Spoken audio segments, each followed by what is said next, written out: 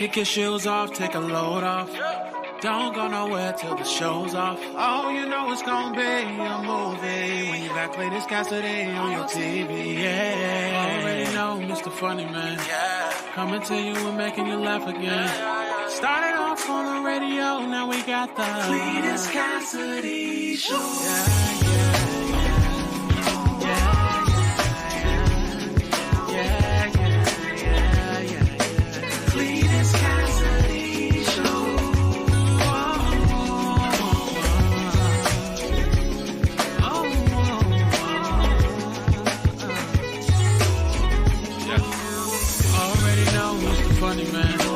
Coming to you and making you laugh again. Started off on the radio, now we got the Cletus Cassidy Show.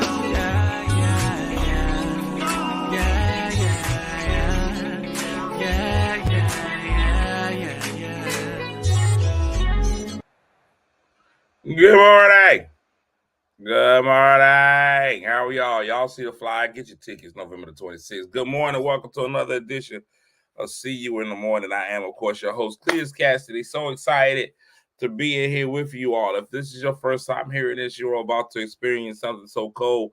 If you are a returning viewer, man, if you watched this before and found it not robbery to come back and watch it again, I appreciate you. You could have been anywhere in the world, but you chose to be here with me, man. And I really am thankful and grateful for you doing so. So let's get into this show, man. If you're wondering what See You in the Morning is, if you've stumbled across this is your first time watching, what it is my ridiculous idea to get up and around 7:15-ish in the morning and spread all my business. Let everybody know everything that's going on in my life. Be way too transparent.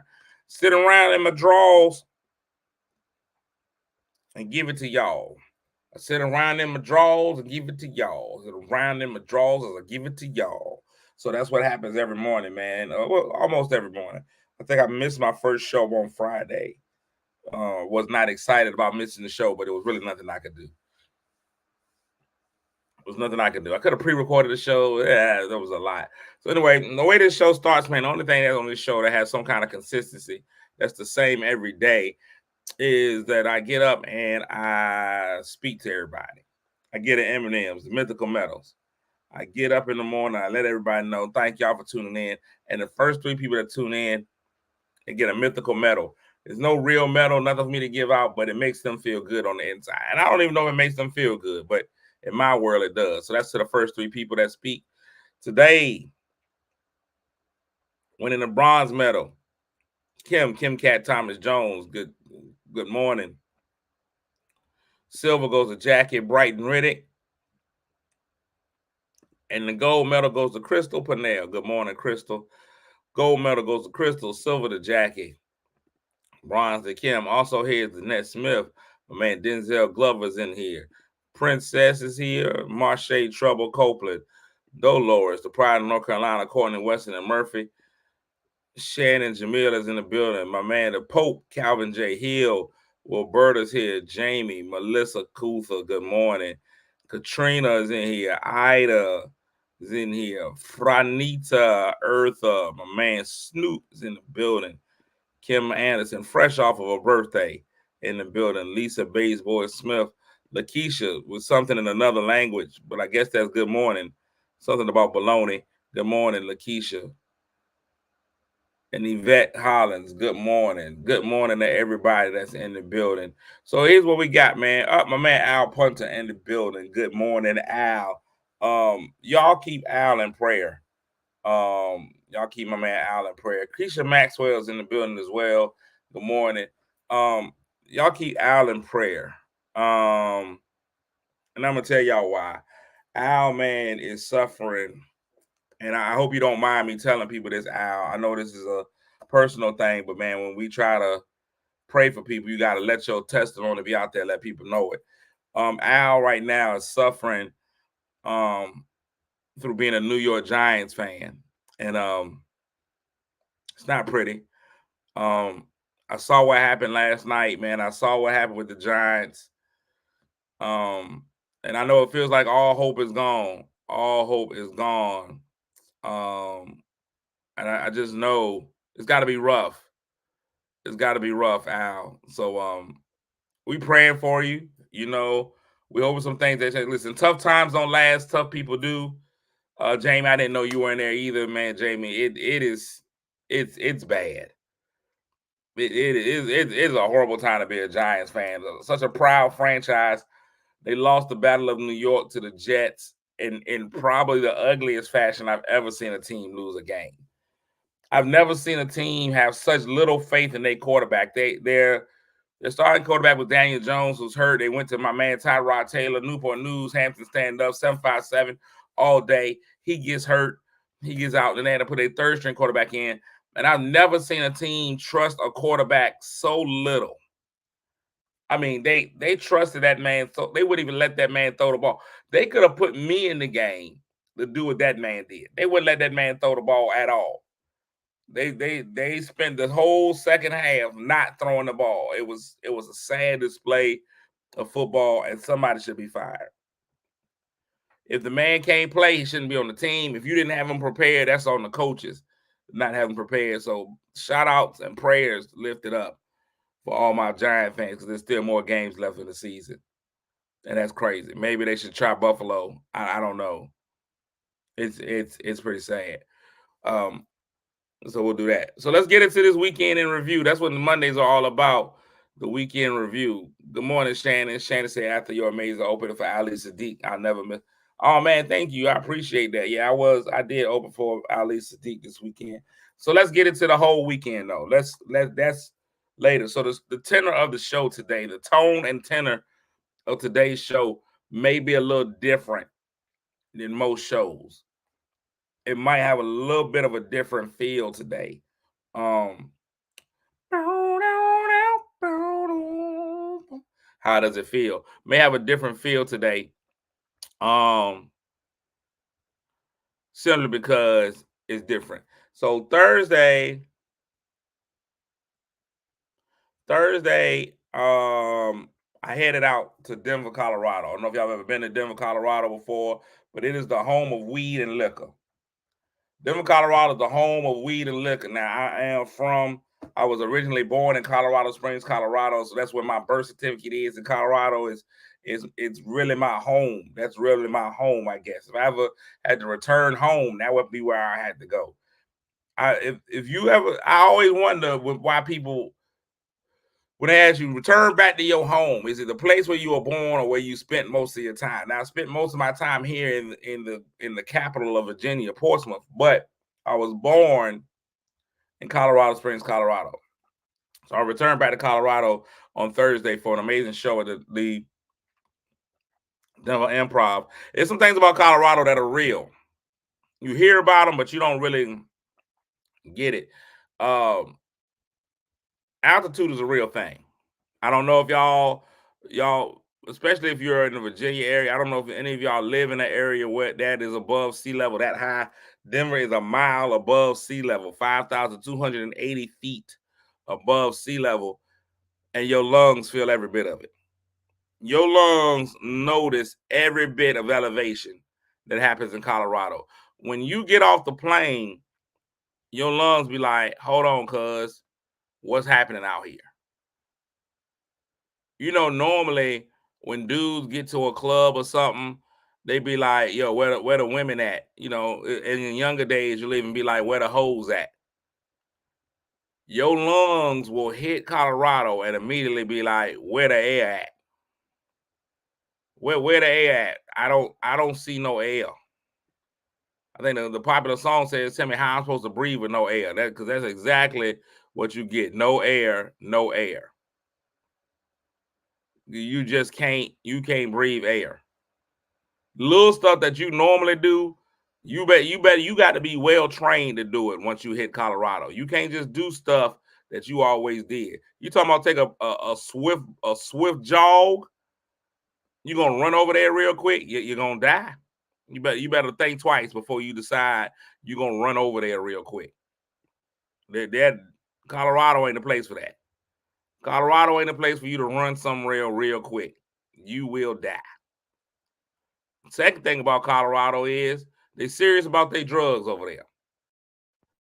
Everything is legal. I didn't get that. Could you try again? I wasn't talking to you, Siri. Okay.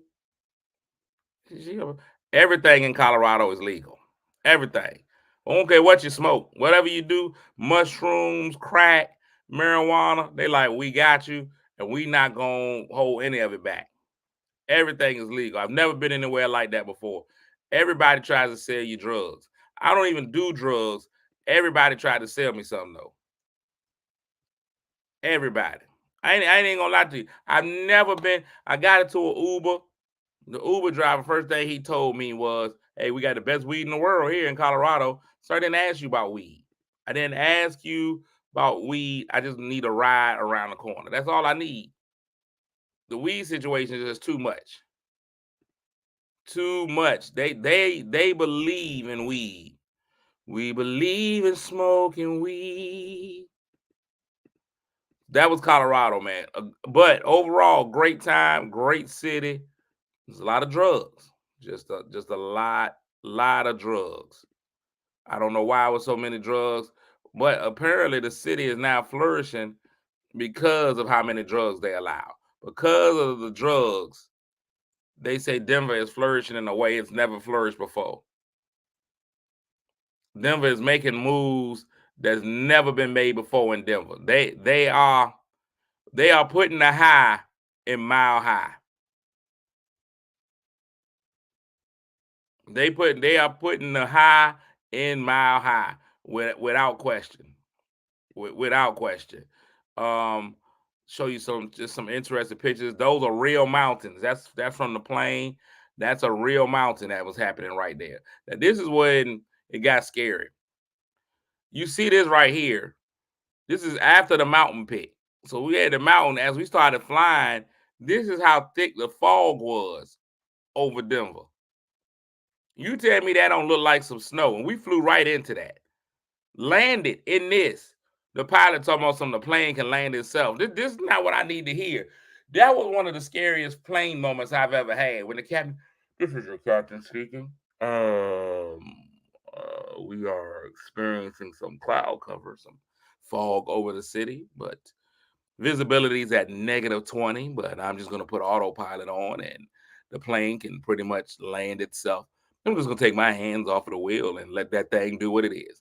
We're going to be landing, and we're going to be letting God do it. No, that is not what I wanted to hear. I don't want to hear that God's doing the landing. That is not fair. It's not fair. It's not right, and it's not okay. It's not right, and it's not okay. So that was Denver. It shows that the Denver Improv, it was great. I'm not even sure if this is really clouds or just a collective smoke of all the drugs being done in Colorado. So anyway, that was Thursday. Came back home, did my show Thursday, rocked out at the Denver Improv. Shout out to Denver Improv.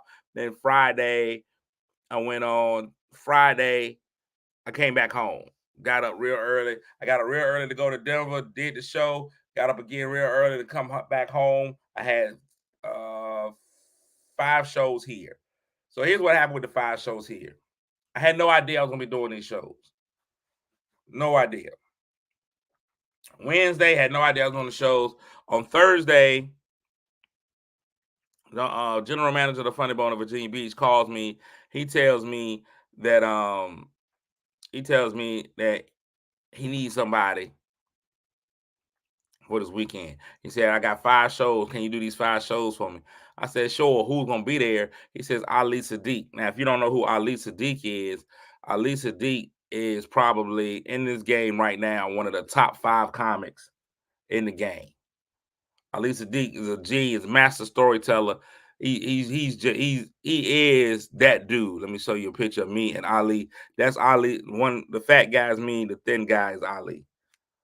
Ali Sadiq, top 5 in the game. One of my favorite comics.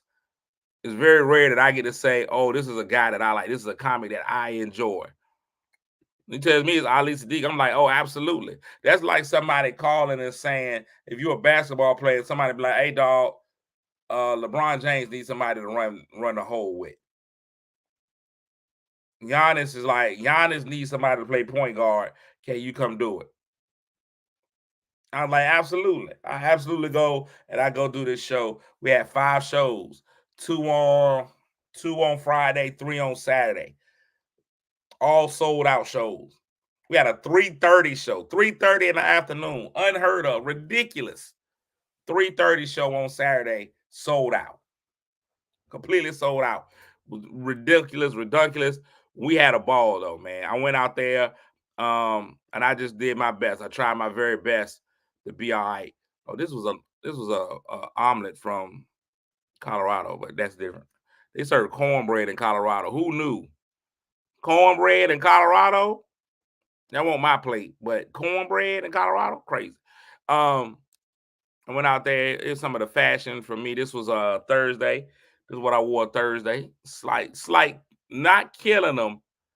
I wasn't killing them on Thursday, but I did assault them. I didn't assault. It wasn't a killer. You know, the outfit wasn't killing, but I'm gonna tell you what. I didn't look half bad. This was Saturday, which was my Norfolk State throwback because Norfolk State homecoming. This was me on Saturday. Again, not killing them, but I did maim them. I did maim them with the outfit, you know. So I'm not killing, but it was a clear assault, you know. It was assault. It was definitely assault. But I can't say that I murdered them, you know. I'm reasonably attractive on that day, you know. So that was good. Norfolk State homecoming was Saturday, and I do have a bone to pick with Norfolk State. And I told y'all this is a real thing. That's my alma mater. I love my alma mater. My alma mater has made me who I am today. A lot of the places that I like the velveteen jacket. I told everybody I had on a velveteen jacket. Norfolk State has made many of the things that I'm doing right now possible. Is where I got started. Is where I first started getting stage time, quote unquote. If anybody's unfamiliar with my story, I was a physical education major. All I wanted to do was make kids do push-ups and run laps. That was my life goal. If I had a mission statement for life, it was make kids do push-ups and run laps. It's exactly what I wanted to do. That's where I wanted to be in life. My good friend Davon Yonkers and I grew up in high school. We were very good friends. We used to go to lunch together. We would race each other to lunch every morning. And one of the things that both of us would always say is that he wanted to come back and be the band director of our high school, and I wanted to be the football coach. And we would make the school football program great because I would have a team working with the band. I was like, dog, we could have march in with the band, like the band will play and the football team will come in and what the band plays. Won't need no DJ. Like halftime, if you need to, it could be like the 5 Heartbeats, not the 5 Heartbeats. The Denzel movie, Remember the Titans. We dance everywhere we go. You know, all of that. I was like, dog, we're gonna be great. And he held up his end of the bargain. He's one of the top band directors in the state of Virginia, and I would say the country, over at Highland Springs High School. And I'm not a football coach at all. Now, I coached for a long time. I even went back to coach at my alma mater, was never the head coach, right? My goal was just that. But when I was in college, man, I was president of the Student Ambassadors Association, and I used to give presentations at when kids came to do tours. They had an event called First View. I would host that. I would host First View. That would always be great. I would host all kinds of events. So that was my first time getting stage time, working in front of people, like just hosting. And from that, somebody saw me hosting. I ended up on the radio, and then it all snowballed. And now here I am, the 4,365th best comedian in the country. So we'll get to that. Oh, Manor High homecoming. I know they had a great homecoming. I missed all my homecomings this week. I just missed out on homecomings. I tried my very best. I couldn't do it. I was working. I had a Masonic convention. It was just a lot happening for me this weekend. Kept me spread thin. I love my alma mater, right? I love Norfolk State. Norfolk State made a lot of things possible. I need Norfolk State to let go of the greed. I need Norfolk State to let go of the greed. I need Norfolk State to realize exactly what it is and how it's going to function. Norfolk State is a historically black college / university. It's now a university. It started off as a college. Norfolk State is a historically black university. a historically black university. Because you're historically black, historically, you're going to have black people at your events. Black homecoming is a funeral without a dead person. Everybody shows up. Black homecoming is a funeral without a person. Everybody shows up. They dead. They done bought new outfits. They have worked they magic. Homecoming is something that at HBCU that people save up for. People save up for. They're, in the history of Norfolk State University, the two biggest events, one is no longer big, and the other one is. The two most grandiose events in the history of Norfolk State University have always been the CIAA tournament and homecoming. Now that Norfolk State's in the MEAC don't hit like they did in the CIAA. When I was attending Norfolk State University, on my syllabus, there was a week that we didn't have to go to class because of the CIAA. CIAA weekend was that big. That week, the tournament week is huge. The CIAA tournament, this is a actual fact, is the second highest grossing tournament financially in the country behind the ACC tournament. And this is even when the CIAA was Division II basketball. It is Division II basketball. The second highest grossing in the country. Black people turn out for the CIAA and for homecoming. There's nothing like giving black people a chance to show out and cook out. If you give black people the opportunity to show out and cook out, it's fitting to happen. Norfolk State is a dry campus. There ain't supposed to be no alcohol on campus. Homecoming, we act like we don't see it. People have pre-prepared drinks. It's bartenders showing up. It's a good time. Nobody goes to the football game. Let me just be clear. HBCU homecoming is not about a football game. The only thing you would do for the football game is go to see the band. If you went into the stadium to watch the game at all. Sometimes you got robbed of a great band performance. You got robbed of a great band performance because they had to do something homecoming-ish. Like all the band would do is just kind of walk out and stand, and then you introduce the homecoming chord and all that. And nobody want to see that. I ain't even gonna lie to you. Nobody want to see that. Do that someday during the week. Do that on Tuesday. Nobody care about all that. If we want to see the band gyrate. Put them on there. Let them play some Earth, Wind, and Fire. Let me see some 18-year-olds humping the ground. That's what we need to see. I need that. I need a drum major, knees in his chest, back bent all the way. This is what I need. That's what you're gonna. If you're gonna let me have homecoming, let it be that. But that band performance ain't it. So black people don't go in the game. Listen, thousands of people was at Norfolk State homecoming this weekend. Maybe 12 people know the game score. Norfolk State blew a 28-10 lead, lost the game 31-28. Nobody know that. Completely unaware. Because by the end of the game, you 10 sheets to the win. You 10 sheets in the win. Norfolk State decided, in a measure of what I call pure economic greed and missing the point of homecoming, they decided they wanted to stop letting everybody into the homecoming game. You had to buy the homecoming tailgate. Tailgating is where it is. You walk on campus, everybody's there, people are cooking out, they feeding students, food, liquor, everybody, right? You're doing all this stuff. Norfolk State was like, we got more people outside the stadium than inside. Pure facts. Pure facts. If you got 2,000 people watching on the inside, that's about all you're going to get. About 2,000 people inside, you're going to have 10 on the outside. You got to buy a game ticket just to get into the tailgate. And they want to make sure their numbers for the program look great. Now, they end up putting a gate around the outside. They built a fence. Basically, they got all these black people in there herded like cattle. Herded in there like cattle. One thing I know about black people, you got certain things you got to understand. Black people, a high number with alcohol, You looking for problems.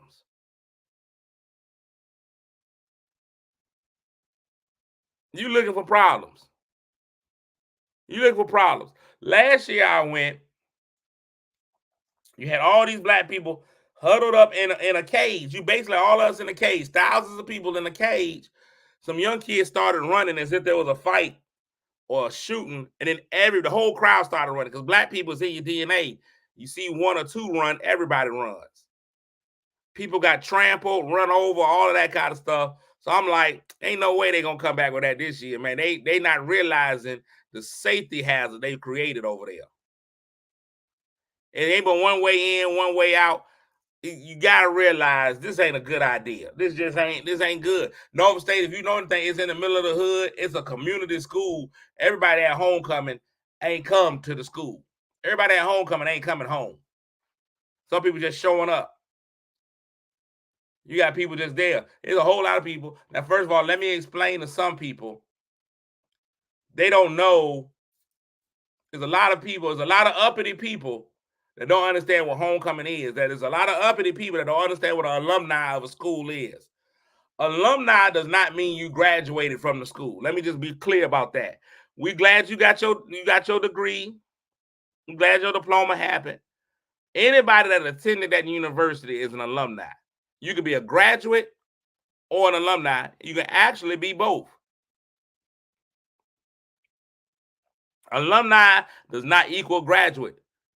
And graduates are not the only one that can be alumni. Anybody that attended that school is alumni, graduated or not. So all y'all uppity people that be like, you ain't even graduated from Nova State. So what? They took a class. They signed up. They was in there for a day. Once you make day one in there, after that, you're an alumni. So let's get that straight, uppity people.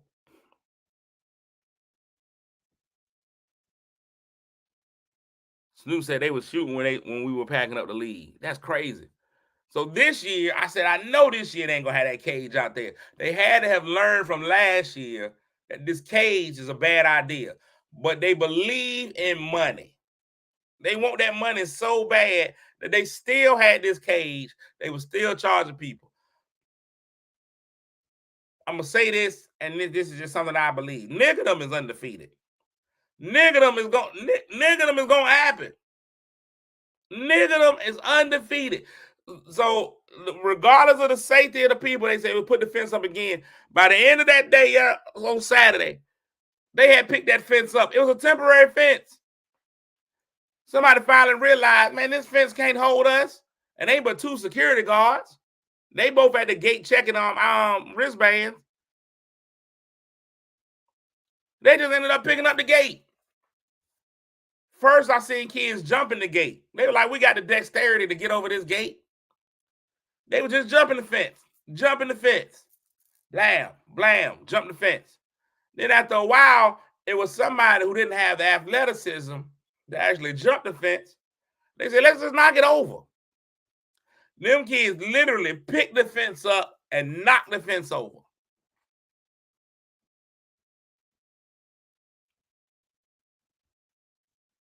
Now you got all kinds. Now it's a stampede of people running in to where the fence been opened up. All I'm asking Nova State to do is let the fence go. Let homecoming be what homecoming has always been. An opportunity for people to come back on campus and enjoy your campus. Let the money go. You'll be all right. You ain't finna be hurting. Them people pay a lot of money to get those tailgating spots. You ain't gonna be hurting just because people is on campus. You'll be fine. It's a celebrate. Let people come on and celebrate. You're gonna be somebody gonna end up getting hurt. Somebody's finna get hurt. And you ain't gonna be able to take that back. The $20 wristbands ain't gonna pay for somebody getting seriously injured. And we hope no fatality ever happens. But you're gonna be looking dumb in the face. And you know what's gonna happen when somebody finally get hurt? Everybody gonna look at it like, man, this was a bad idea. We know it's a bad idea.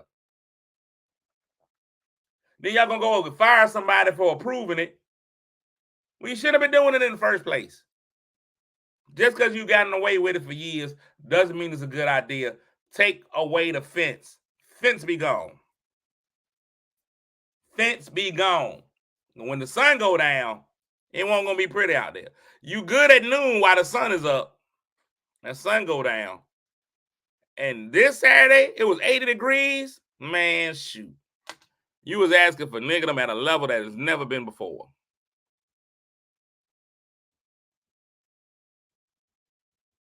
Crazy. Big as a Snoop said he got charged for a ticket and he was feeding the band, the alumni band, and a visiting high school. And they charged you for a ticket.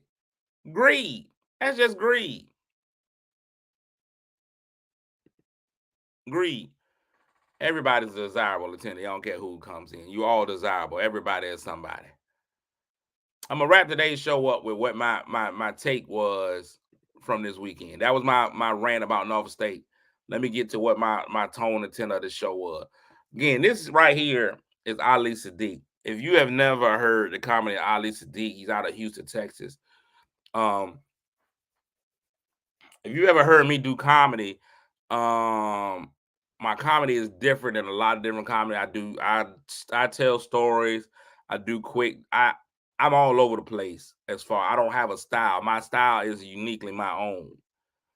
I get on stage and I become me. I can tell long stories. I got jokes that are really long stories, drawn out.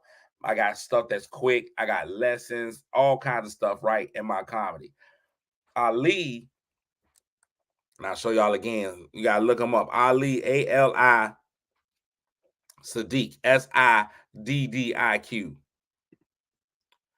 He's probably the preeminent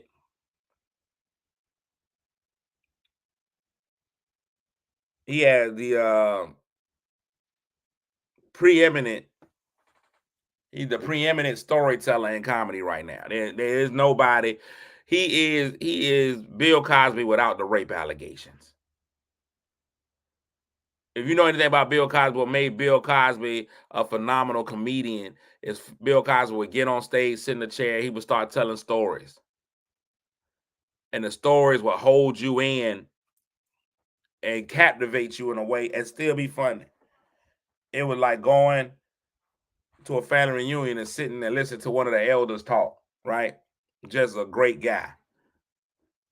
He's very, very funny, very, very real. Tasha said it was a great show. Ali is one of the top comics in the game. And we had another host, Nick Dees. He did a great job. Nick Dees, white guy, really good, really relatable. And then you had me in the middle of it. I've been able to let me backtrack and still progress at the same time. I think life is an amazing thing, and I think that sometimes we sell ourselves short even in life. We don't realize the greatness that we have in us, the potential that we have in us, the abilities that we have, and sometimes we sell ourselves short. But what I love about my particular life right now is I'm still living my life, experiencing all this stuff, and still enjoying it. There's a greatness about some of the positions that I've been put in. There still is not a point. Imposter syndrome was something that they call it's something called imposter syndrome, is where you feel like you're in a position that you shouldn't be in. Like you're here, then when people realize who you really are, they're gonna be like, oh no, get them out of here. And sometimes I go through a lot of imposter syndrome. I'm put in a lot of positions where I'm like, am I supposed to be here? Like, do they realize it's me? Like, how do I fit in amongst all of these people, right?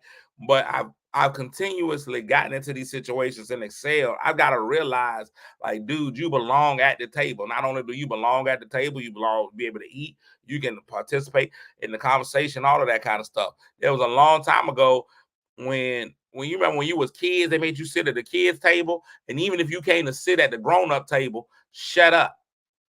You don't belong at this grown-up table. You here, just shut up. Listen, wait for some scraps.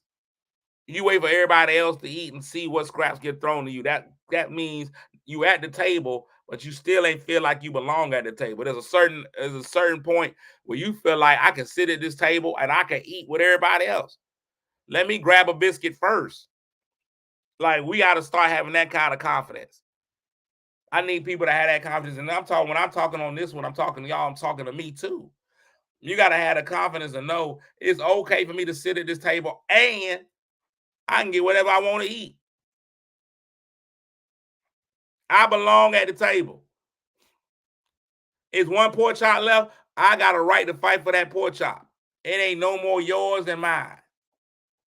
Sometimes we feel like not only do we not belong at the table, but we don't even belong. If we get to sit at the table, we can't eat at the table. No, you get to do all these things at the table. You worked hard enough. You deserved it. You've gotten there. Go ahead, get at the table and put some food on your plate. It's enough food at the table for everybody. So grab you some. Now, don't let your food touch because that's just nasty. Food shouldn't be touching. Food should be in its own. I don't need collard juice and my yams. Just food. But everybody can eat, right? So I've had situations. I've soured on the comedy game. Let me tell y'all what comedy is. People don't know about comedy. Comedy is a weird occupation. People who choose to be comedians, I don't know what's wrong with them. It's a weird occupation. One of the things about being a comedian is being good or get you less work. The better you are, the less you'll work. Sometimes. Mediocre to poor comedians work all the time. I'm telling you that now. There's a lot of comics you'll see that are mediocre and poor comedians. They are always on the show. You'll be like, why are they doing another show? Very simple. They're not very good, so they're not very expensive. And comedy is full of insecure comics. A lot of the people that you see who are headliners are very, very insecure. They're afraid to let anybody else on the show that they feel like may or may not outshine them. They don't even have the ability to think in their own heart, I'm good enough, people like me. It don't matter what somebody else does. You'll very rarely see in comedy what you see in music. In music, you can put 5, 6, 7, 9 great artists on the same show, and everybody be like, oh my God, it's great. You got 9, 10 great artists on the same show. It's amazing. Comics, they be like, oh no, such and such is good. I can't let. There's unwritten rules of comedy. The best goes last usually is how it's billed. The best, the biggest draw, whatever. So you start off with the first person, and it's supposed to, the show's supposed to build, get better as it goes along. So people feel a certain way if you ask them to go first, or if they got to go before somebody else. There's a feeling that, no, so you're trying to say such better than me. So nobody wants to work with each other. The first person usually gets the shortest amount of time. As the show goes on, you get more time. It's a whole lot of little nuances. So people in comedy get scared. They like, I can't let nobody, I'm going to have to go and be behind somebody, blah, blah, blah, blah, right? There's a lot. Jamie said it's petty, but it's true. So then you end up, I was in a position personally, I've been in positions personally where I've worked with people who are self-proclaimed legends in comedy, but don't want me to go before them or don't want to work with me because they feel like I'm stealing their shine. And it can be frustrating. It can be frustrating. I'd be like, man, I want to open for such and such a show. I want to work with this person, and that person won't work with me. Like, that person will even tell you how good you are. They be like, boy, you a monster. You a beast. I love this about you, this, and the third. You be like, oh, man, let me open. Oh, man, I'm going to call you. I'm going to hit you up. That hit up ain't never going to happen. The hit up ain't going to happen. I work with some of the best comics in the game. D.L. Hughley, D.C. Curry, like everybody, all Tommy Davidson, anybody that's, I've met all of the legends. I've met all my idols. I have, and I've worked with a lot of them, right? Ali was the first one who ever came to me, was just so real, even in his talking. What I value more than the stage time with these cats is when I get to sit in the green room and talk to them. And we sit and we just have real conversations. Ali was one of the first people to be really honest with me, right? Ali was one of the first people to ever be real honest with me and say, hey, dog, you a threat. You are. This is what the man told me. It was so redeeming, and it was so eye-opening. He said, man, you a threat in this game because you're on the ascent, and you got guys who are barely trying to hold on to their spot. And they see you, and they be like, I can't let this dude take it. And I don't even operate like that. Like, I'm really the dude that be like, hey, let me just be in the spot with you. Like, we can all have the spot. Let's widen the spot. If you ever, here's the thing, people, and I need more people to understand this. A spotlight is a light, right? And if you've ever noticed, a spotlight can get wider and it can get tighter. I don't believe we got to tighten the spotlight to where only one person can be in the spotlight. We can go ahead and expand the spotlight so the whole cast can get in there. I believe more than one person can get in there. I don't have a very Hollywood mentality. It's hurt me a lot. I want everybody to win. I literally want everybody to win. Now, I do realize there's some realities to life. Sometimes you're not good enough, and that's fine. I've had cats. You would be surprised the number of cats that don't like me, that ain't never had a conversation with me, never sat down, talked to me, never worked with me. It's dudes that really, I ain't really ran into a whole lot of hatred from ladies. And there are some ladies who don't like me too. But there's dudes who don't like me simply because they feel like I got a job that they wanted. Somebody hired me instead of them. Dog, people apply to McDonald's all the time. And then they don't get a job. You can't go in there and get mad at Miss Susan because she on fries and you ain't. Maybe her salt shaking skills are better than yours. Maybe you can't clean lettuce like Tom. That ain't an opportunity for you to be mad at Tom. That's an opportunity for you to reflect and be like, man, let me go buy some Morton's. And instead of being salted, learn how to salt. Maybe it's a reflection of you. Maybe it just ain't your time. That don't mean you got to go hate on somebody else.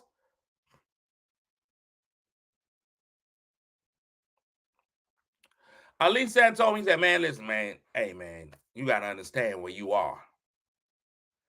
He said, you got to understand where you are. You got to realize you a threat to a lot of these cats who's just trying to hold on. And they scared because they can see you on the ascent. That's what he told me. He said, man, you are ascending. And that meant a lot to me, to be able to work with that cat, to be able to do that show. And here's the other part that always hits me hard when I do these shows and this validation, right? And I know favor ain't fair, but even in favor, you got to put yourself in a position. You got to be able to work. There's still work to be done for favor, right? Here's one of the things that I don't think a lot of people get. And I told y'all the tone and tenor of today's show will be a little different. Here's one of the things that I don't think a lot of people get, and I ain't going to be here long. Even with your favor, even in your favor, there's still something that you have to do. I don't think anybody realizes that when Jesus walked this earth and Jesus did miracles, the people, y'all can't, is my sound gone? Craig said ain't no sound. The people, when there were miracles, right? The people for whom the miracles were performed. Oh, no, I can hear you. I just went and checked. When there were miracles done, right? Even the people for the miracles, there was a work required from them. It would have been easy for Jesus to go through, just do miracle, bam, you get a miracle, you get a miracle, you get a miracle. But each of the people documented in the miracles you see documented, there was still work that was required on behalf of the person receiving the miracle. The woman with the issue of blood still had to reach out and touch the garment. The man who was given, the blind man still had to go. Jesus could have been like insta sight, instant unblind. No, Jesus put the mud on his eye, told him, you got to walk down. You still got to go wash this mud off of your eye. The man had to be lowered into it. Lazarus still had to get up. There was still a requirement of you in your favor. God gonna bless you with a job. You still got to apply. It like you used to be sitting in the crib. I have yet to see somebody be like, Lord, I need a job. I need a job. You ain't apply for nothing. You ain't work for nothing. You ain't look. Somebody just come like Publishers Clearinghouse, and they just open up the door and be like, hey, here go a job. No, you still got to apply. You still got to work. You still got to go and meet out on somebody. Even your favor and your miracles require work, right? So I still got to work. I still get out. Like, I still think of these jokes. I still think of these premises. I still try to work at doing me being me, right? Me being the best me possible. I still got to work on that. What is great for me is, and what I appreciate about God is that God will sometimes give you the answers to your prayers, and he'll put them out there, but he ain't gonna necessarily whisper them in your ear. He just finna let you see it. Be like, here, there you go. So then I have these moments where I have this imposter syndrome where I feel like I don't belong, and then I'll do a show like this weekend, 5 shows this weekend, right? With Ali Sadiq, top 5 in the game. If you know him, if you've seen his work, you like, this dude is that guy. I'm on this show with him, right? He's doing an hour every day. He's doing an hour 15. I got a hot 20 to do. I go do my 20 every show. After every show, nobody is saying, Ali Sadiq is here, you're here. People say, y'all were great. I enjoyed y'all. It was fantastic. Like, y'all made this show great. And it showed me, right? Every now and again, God will put you in a position and put you on a show and be like, dog, I told you, you all right. I told you, you belong at the table. You'll start seeing situations where you be like, oh, okay, I belong here too. You'll get in a situation and you'll realize it's not unnatural for you to be in this position. This is exactly where you need to be. Now keep moving. Y'all take y'all Monday and y'all realize, man, y'all are in the position that you're in because that's where you belong there. And not only do you belong where you are, there's greater for you. So now let's keep pushing. When God reinforces to you, this is where you're supposed to be. And if you don't believe in God, the universe tells you this is where you're supposed to be. Everything that doesn't grow dies. So continue growing. I don't know where your spot is right now, but you're in your right spot. You're in the position that you were supposed to be in. So just know there's growth for you. You're going to get better. You're going to reach greater heights. You don't have to settle for where you at. Now, if you get the right where you are and you happy with being right there, I ain't the one to tell you to go out there and jump off a cliff for no reason.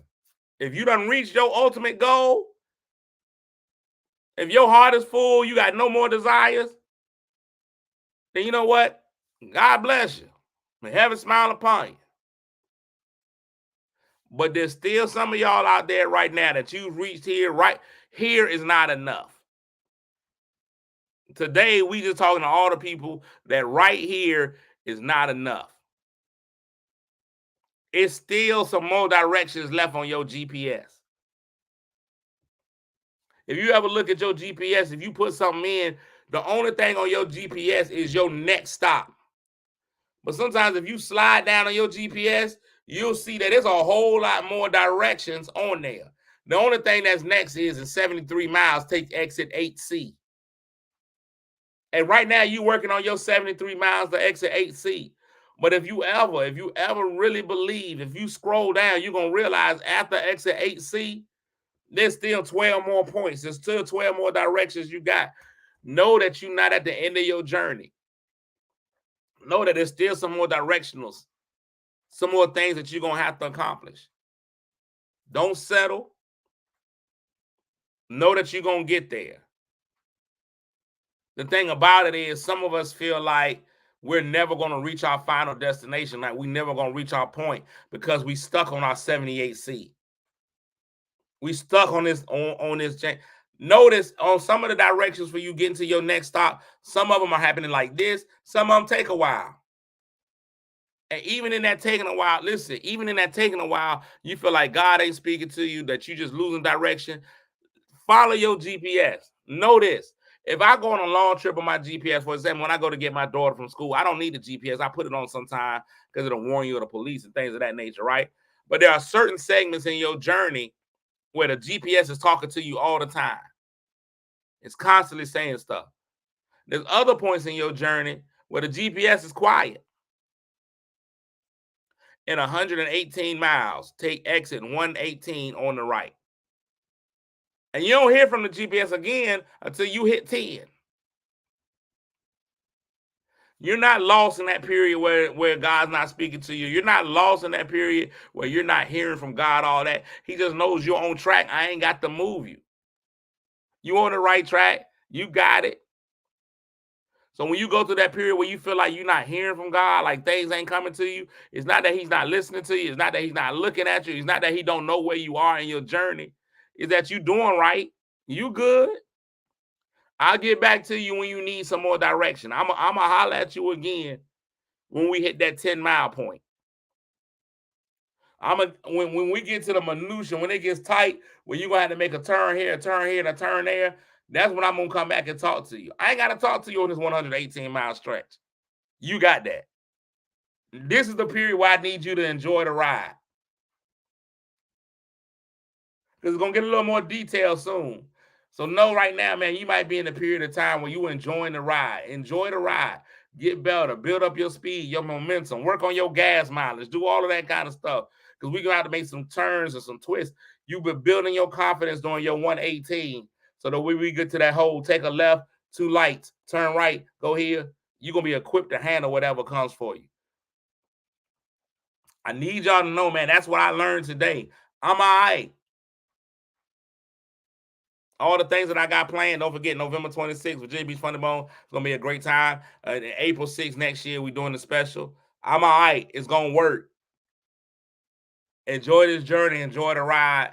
And there's still a lot more that y'all got that you're going to be able to give. Y'all going to be all right.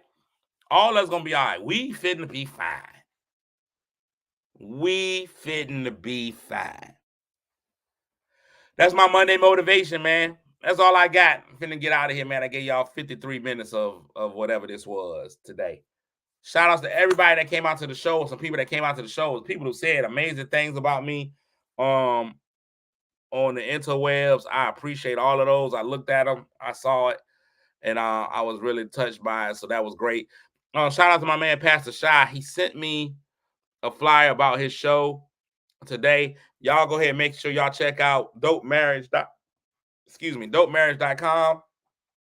Latest episode of that podcast is out. What's not so funny about Will and Jada.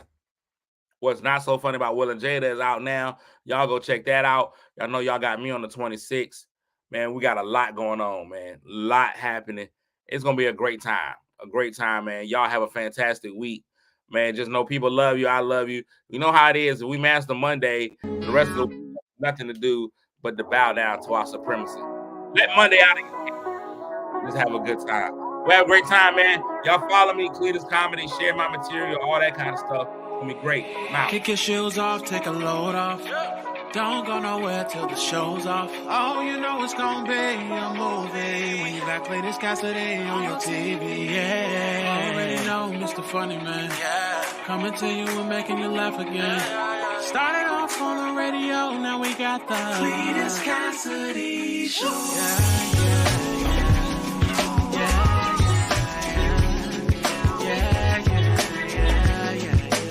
Cletus Cassidy Show.